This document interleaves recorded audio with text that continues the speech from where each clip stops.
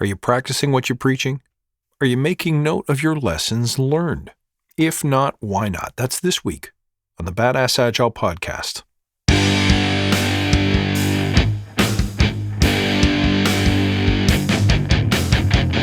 Greetings, team. Welcome to the Badass Agile podcast. I'm your host, Chris Williams.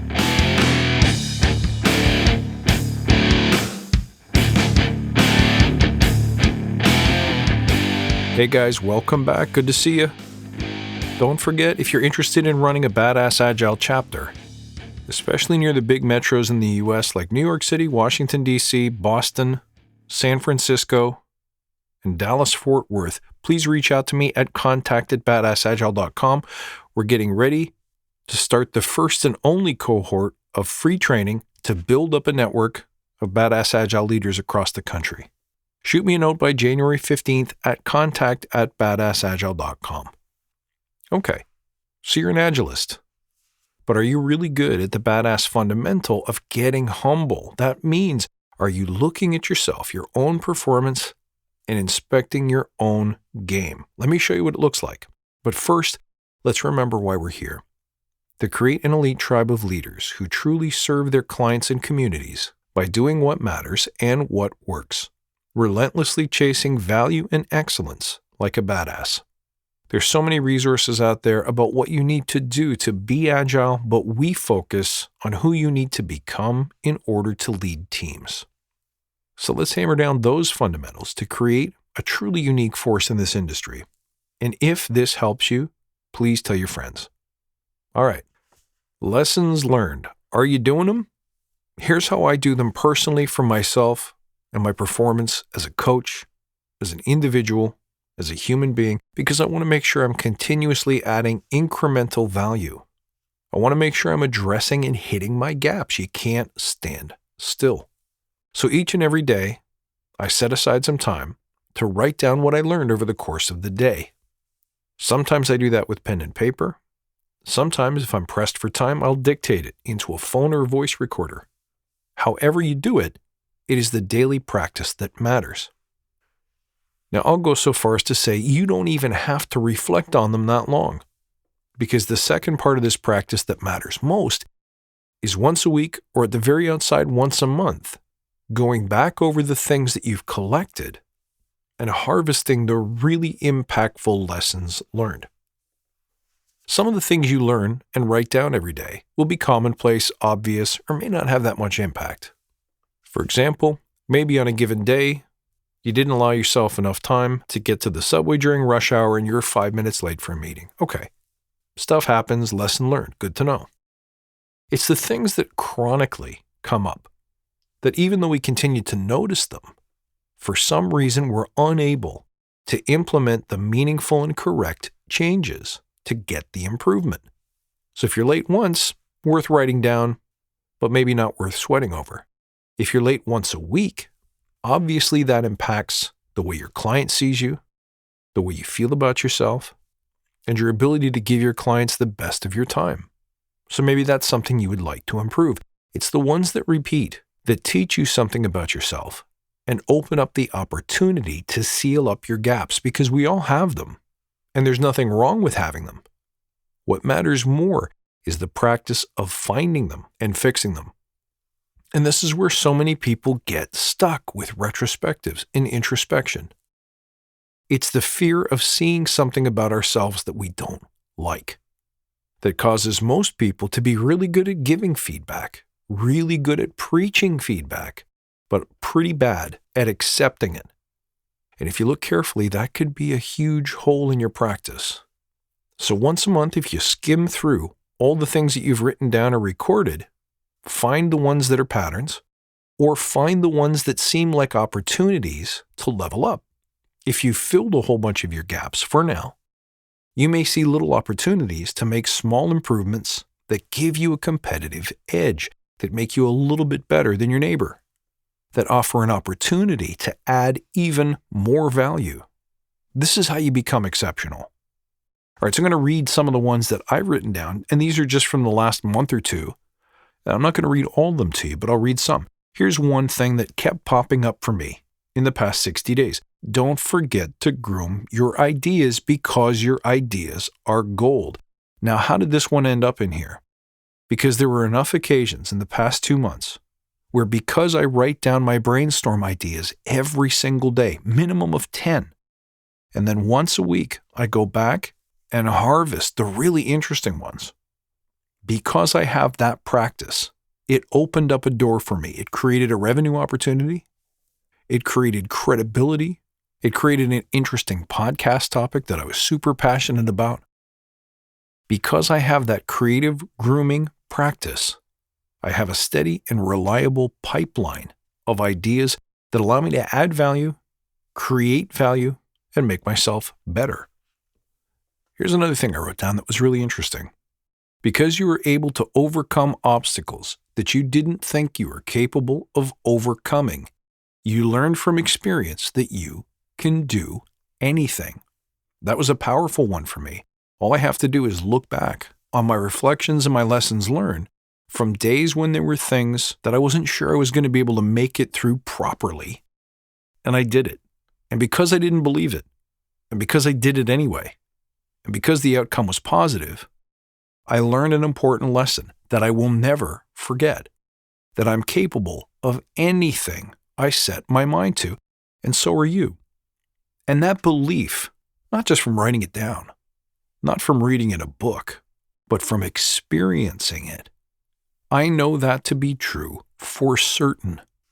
And that's been extremely powerful for me ever since. Here's a good one. You waste a lot of time. I do.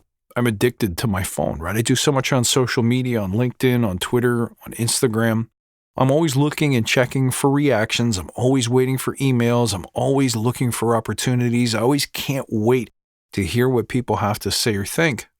And of course, I'm guilty of some, binge watching and checking out too many squirrel videos. But if we're being honest, I notice this keeps popping up over and over and over.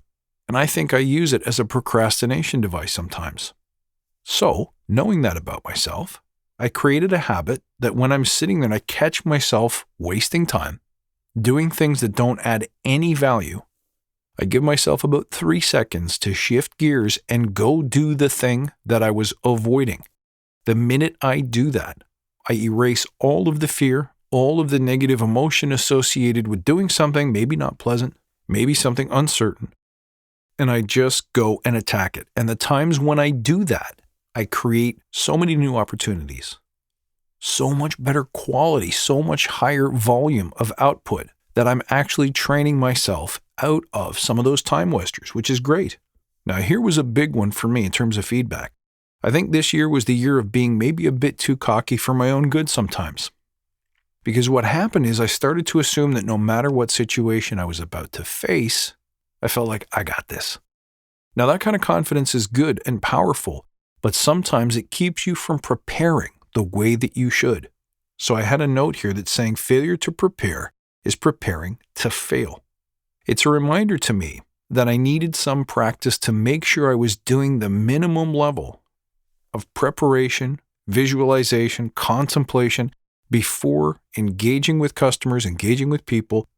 And the simple experiment that I tried to fix that was a note-taking practice. So at the end of every meeting, I jot down the key takeaways from the experience so that next time I meet with that same customer, I have not forgotten the context. And this is, this one becomes more important as you engage more and more clients at the same time. That wasn't a concern for me 2 years ago. Now it is. So hey, I've learned. You have to take better notes and you have to prepare better. You also have to do more research about your client and their industry and the current state of affairs. Not only in your world as an Agile coach, but in their world. What do they care about? What do they value? What are their problems worth solving? The minute I implemented that practice, things got monumentally better for me. Guess there's another great one here. Lean into the hard, scary stuff. Life is not supposed to be easy. Excellence is not supposed to be easy. So seek out the hard challenges. Don't be afraid of the fact that it's a lot of work, it's a lot of failure, because those are the things most worth achieving. Another great one I noticed is that attachment causes pain. So the moment you are attached and invested in a certain outcome, whether that's a job, a promotion, a raise, a certain effect that you want to have on people or teams, the minute you are tied to a specific outcome, you're hampering yourself.